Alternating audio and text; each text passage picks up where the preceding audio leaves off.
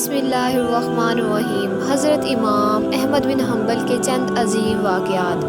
حضرت امام احمد بن حنبل کہتے ہیں کہ میرا ایک جگہ سے گزر ہوا، میں نے ایک آدمی کو دیکھا کہ لوگوں کو لوٹ رہا تھا۔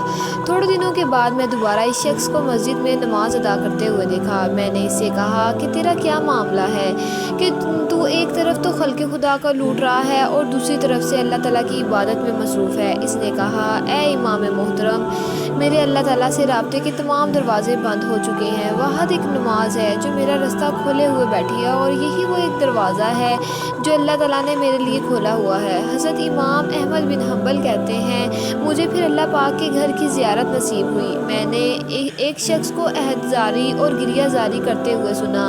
جب وہ اتنا شخص رو رہا تھا تو میری خواہش پیدا ہوئی کہ میں اسے دیکھوں کہ وہ کون ہے۔ جب میں نے اسے دیکھا تو مجھے پتہ چلا کہ یہ وہی شخص ہے جو لوٹ مار کرتا تھا اور نمازیں بھی ادا کرتا تھا۔ یہ میرے دل نے کہا کہ کیا خوب بات ہے کہ تمہیں اللہ کے راستے میں ایک دروازے کو کھولے رکھا، اس نے قائم ہے، تو اللہ پاک نے تجھے دروازے کے تمام بند دروازوں کو کھول دیا۔ اللہ تعالیٰ ہم سب کو بھی ایسی ہدایت نصیب عطا فرمائے۔ اسی طرح امام احمد بن حنبل رحمۃ اللہ کو ایک دفعہ کھانے کے لیے خمیر آٹے کی ضرورت محسوس ہوئی۔ ان کے گھر والوں نے ان کے بیٹے حضرت عبداللہ کے گھر سے خمیر منگوایا اور اس سے آٹا گوندھ کر روٹیاں بنائی اور تمام روٹیاں احمد بن حنبل رحمۃ اللہ کو پیش کی۔ تو کشف محجوب حضرت امام احمد بن حنبل کو جب معلوم ہوا کہ روٹیاں مشکوک ہیں، آپ نے وہ کھانے سے انکار کر دیا۔ تو جب ان کے خاندان والوں نے وجہ پوچھی تو انہوں نے بتایا کہ مجھے یہ روٹیاں مشکوک معلوم ہوتی ہے۔ جب انہوں نے بتایا کہ یہ آٹا تو ہم عبداللہ کے گھر سے لائے ہیں، تو پتہ چلا کہ عبداللہ جو تھے وہ قاضی وقت تھے اور ان کو بیت المال کی تنخواہ ملتی تھی۔ امام احمد بن حنبل رحمۃ اللہ کا مقام بہت اعلیٰ تھا اور اللہ تعالیٰ نے ان کو ایک ذرہ برابر بھی حرام سے بچایا ہوا تھا۔ حضرت امام احمد بن حنبل نے وہ روٹیاں نہیں کھائی اور اپنے گھر والوں کو واپس کر دیں۔ گھر والوں نے کہا کہ اگر آپ حکم دیں تو ہم یہ کسی فقیر کو دے دیں۔ انہوں نے کہا، ہاں، اس کو حقیقت بتا کر دے دو۔ پھر انہوں نے کسی مسکین اور غریب کو وہ سب حقیقت بتا کر وہ روٹیاں دینا چاہییں، لیکن انہوں نے بھی لینے سے انکار کر دیا۔ حضرت امام احمد بن حنبل رحمۃ اللہ کو بتائے بغیر ان کے گھر والوں نے وہ روٹیاں دریا میں بہا دی۔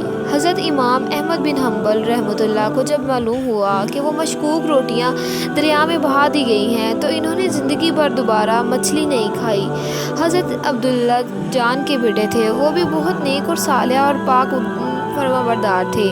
وہ رات کو اپنے گھر میں سونے کی بجائے اپنے والد کے دروازے کے پاس ہوتے تاکہ ان کے والد کو اگر کبھی بھی ضرورت پڑے تو فوراً حاضر ہو جائیں۔ اسی طرح ایک دفعہ امام احمد بن حنبل فرماتے ہیں کہ راکے کے کسی گاؤں میں رات ہو گئی، میں ایک مسجد میں لیٹا ہوا تھا کہ چوکیدار نے مجھے باہر نکال دیا۔ میں مسجد سے باہر فرش پر سو گیا۔ اس نے مجھے پاؤں سے پکڑ کر گھسیٹ کر مسجد سے دور کر دیا۔ ایک خدا ترس مجھے اپنے گھر لے گیا۔ وہ شخص چلتے پھرتے، اٹھتے بیٹھتے ہر وقت استغفار کرتا۔ جب صبح ہوئی تو اس شخص نے پوچھا، کیا آپ کو استغفار پڑھنے کا کوئی فائدہ بھی ہوا ہے؟ اس شخص نے جواب دیا، جی ہاں، میری ہر دعا قبول ہوئی ہے سوائے ایک دعا کے۔ امام احمد بن حنبل رحمۃ اللہ نے پوچھا کہ وہ کون سی دعا ہے؟ تو انہوں نے بتایا کہ میری بڑی خواہش تھی کہ میں کبھی امام احمد بن حنبل رحمۃ اللہ سے ملاقات کروں۔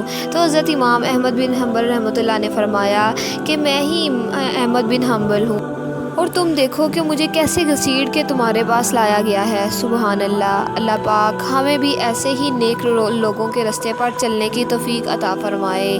آمین ثم آمین۔